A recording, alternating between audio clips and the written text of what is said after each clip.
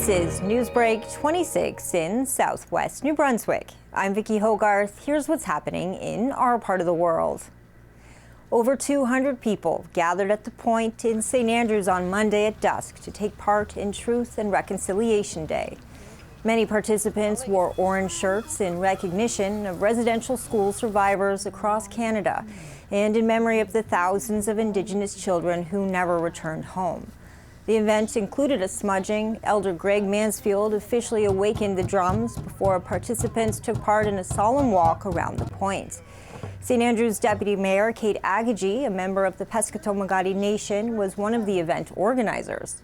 We get together, do this gathering, remember the residential school children that went, and the survivors that live here.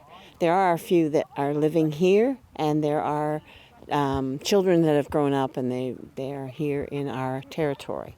So we are honoring them by remembering what happened to them going through residential schools and what's happening to the survivors as they go on their healing journey.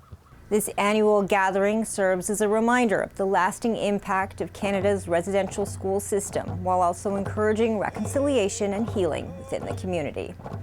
Seniors in St. Andrews took part in a national movement on Tuesday to raise awareness about the climate crisis. For more on this, here's CHCO's Nathalie Sturgeon.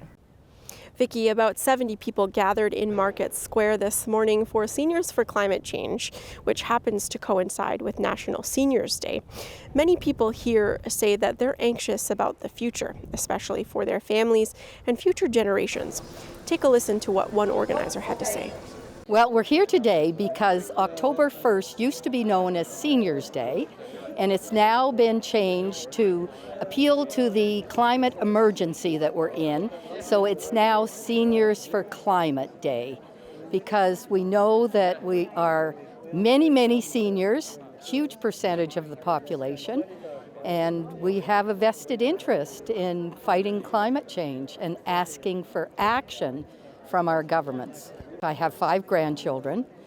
I have been realizing for the last 5 or 6 years just how, what a crisis we're in with our climate and the state of the planet. And essentially it's all because of humans and because of the values that we as humans hold, that we're the most important thing on the planet. And we're finding out that we're not.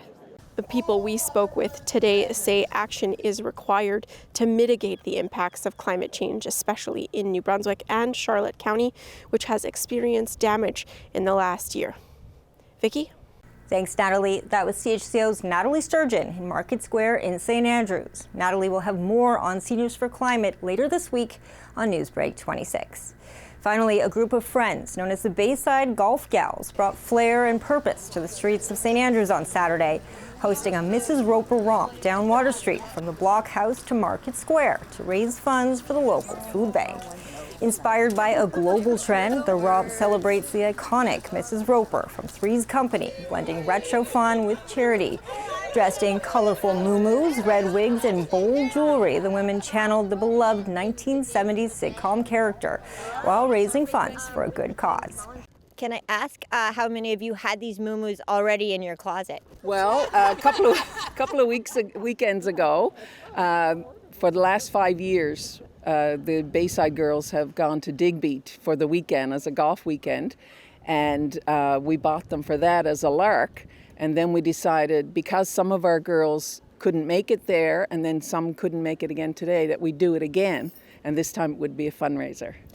That's all the news I have for you. For more stories and online exclusives, follow me, Vicki Hogarth, on Facebook, and visit CHCO and the St. Croix Courier online at chco.tv. A news and public affairs production of CHCO-TV, New Brunswick's only source for independent community television.